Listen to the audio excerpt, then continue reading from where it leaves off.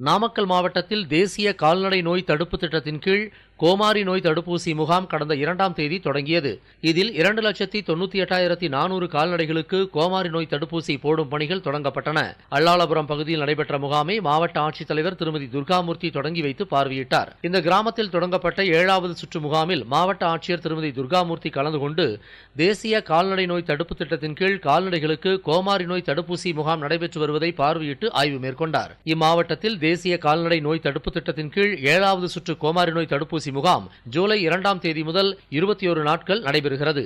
இந்த முகாமில் மாவட்டத்தில் 2,43,708 பசு இனங்கள், 54,692 எருமை இனங்கள் என மொத்தம் 2,98,400 கால்நடைகளுக்கு 100% முழுமையாக தடுப்பூசி போடப்படுகிறது. தடுப்பூசி பணிக்காக நாமக்கல் மாவட்டம் முழுவதும் கால்நடை உதவி மருத்துவர்கள், கால்நடை ஆய்வாளர்கள் மற்றும் கால்நடை பராமரிப்பு உதவியாளர்களை கொண்ட 105 தடுப்பூசி குழுக்கள் அமைக்கப்பட்டு மாவட்டத்தில் உள்ள அனைத்து கிராமங்களுக்கும் அந்தந்த கிராமங்களிலேயே கோமாரி நோய் தடுப்பூசி பணிகள் மேற்கொள்ள ஏற்பாடுகள் செய்யப்பட்டுள்ளன. நாமக்கல் நகருக்கு புறவழிச்சாலை அமைக்கும் திட்டத்தின் ஒரு பகுதியாக களங்காணி நாமக்கல் ரயில் நிலையங்களுக்கு இடையே மரூர்பட்டி பகுதியில் மேம்பாலம் கட்டும் பணிகளுக்கு மாநில ஆதிதிராவிடர் மற்றும் பழங்குடியினர் நலத்துறை அமைச்சர் மருத்துவர் மா மதிவேந்தன், பாராளுமன்ற மாநிலங்களவை உறுப்பினர் திரு KRN ராஜேஷ்குமார் ஆகியோர் கடந்த 2ஆம் தேதி அடிக்கல் நாட்டி தொடங்கி வைத்தனர்.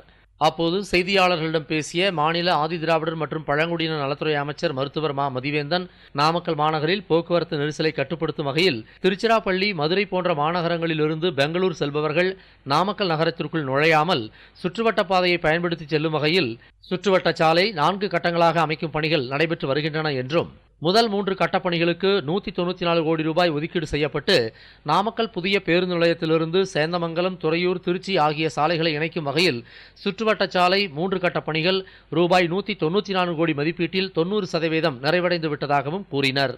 நாமக்கல் மாவட்ட வளர்ச்சி, ஒருங்கிணைப்பு மற்றும் கண்காணிப்பு குழு கூட்டம் அக்குழுவின் தலைவரும் நாமக்கல் பாராளுமன்ற உறுப்பினருமான திரு VS மாதேஸ்வரன் தலைமையில் நடைபெற்றது. மாவட்டத்தில் பல்வேறு துறைகளின் மூலம் செயல்படுத்தப்பட்டு வரும் மத்திய அரசின் திட்டங்களின் பணி முன்னேற்றம் குறித்து ஆய்வு செய்யப்பட்டது. நாமக்கல் அரசு சட்டக்கல்லூரியில் தேசிய நாட்டு நலப்பணி திட்டம் சார்பில் யோகாசனங்கள் குறித்த ஒருநாள் பயிற்சி முகாம் நடைபெற்றது. 1ஆம் ஆண்டு மாணவ மாணவிகள் பல்வேறு யோகாசனங்களை செய்தனர். நிகழ்ச்சியில் அரசு சட்டக்கல்லூரி 1ஆம் ஆண்டு மாணவ மாணவிகள் 100க்கும் மேற்பட்டோர் கலந்து கொண்டு மூச்சு பயிற்சி, கண் பயிற்சி, கை பயிற்சி உள்ளிட்ட பல்வேறு யோகாசனங்களை செய்தனர். தமிழ்நாடு அரசின் வேளாண்மை மற்றும் தோட்டக்கலை துறையின் சார்பில் ஊட்டச்சத்து வேளாண்மை இயக்கத்தை தமிழ்நாடு முதல்வர் கடந்த 4ஆம் தேதி தொடங்கி வைத்ததை அடுத்து நாமக்கல் மாவட்டத்தில் 15 வட்டாரங்களிலும் ஊட்டச்சத்து வேளாண்மை இயக்கம் தொடங்கி நடைபெற்றது. இத்துறை சார்பில் திருச்செங்கோடு வட்டார வளர்ச்சி அலுவலகத்தில் நடைபெற்ற நிகழ்ச்சியில் கலந்து கொண்ட மாநில ஆதிதிராவிடர் மற்றும் பழங்குடியினர் நலத்துறை அமைச்சர் மருத்துவர் மா மதிவேந்தன், ஊட்டச்சத்து வேளாண்மை இயக்கத்தின் கீழ் 40 பயனாளிகளுக்கு பயிர் வகை தொகுப்பு, காய்கறி விதைகள், பழச்செடிகள் உள்ளிட்ட நலத்திட்ட உதவிகளை வழங்கினார். தொடர்ந்து அனைத்து வட்டாரங்களிலும் தேர்ந்தெடுக்கப்பட்ட விவசாயிகளுக்கு வேளாண் தொகுப்புகள் வழங்கப்பட்டன. அப்போது கூறிய அமைச்சர் திரு மா மதிவேந்தன், தமிழகத்தில் 100% மானியத்தில் விவசாயிகளுக்கு ஊட்டச்சத்து வேளாண்மை இயக்கத்தின் கீழ் பல்வேறு வகையான வேளாண் தொகுப்புகள் அந்தந்த ஊராட்சி ஒன்றியம் வாரியாக வழங்கப்படுகிறது என்றும், மாவட்டத்தில் உள்ள எலச்சிபாளையம், எருமப்பட்டி, கபிலர்மலை, கொல்லிமலை, புதுச்சத்திரம், வெண்ணந்தூர் உள்ளிட்ட 15 ஊராட்சி ஒன்றியங்களில் இத்திட்டத்தின் கீழ் பயிர் வகை தொகுப்பு, காய்கறி தொகுப்பு, பழத்தொகுப்பு என மொத்தம் 92,510 ஊட்டச்சத்து வேளாண்மை தொகுப்புகள் வழங்கப்படுவதாகவும் குறிப்பிட்டார். திருச்செங்கோடு வட்டம் மல்லசமுத்திரத்தில் மத்திய அரசின் தீனதயாள் உபாத்யாய கிராம வேலைவாய்ப்பு திட்டம் மற்றும் மாநில ஊரக வாழ்வாதார இயக்கம், மாவட்ட வேலைவாய்ப்பு தொழில்நெறி வழிகாட்டு மையம் ஆகியவை இணைந்து நடத்திய மாபெரும் தனியார் துறை வேலைவாய்ப்பு முகாம் இளைஞர் திறன் திருவிழாவில் 600க்கும் மேற்பட்டவர்களுக்கு பணி ஆணைகளை மாவட்ட ஆட்சித்தலைவர் திருமதி துர்காமூர்த்தி வழங்கினார்.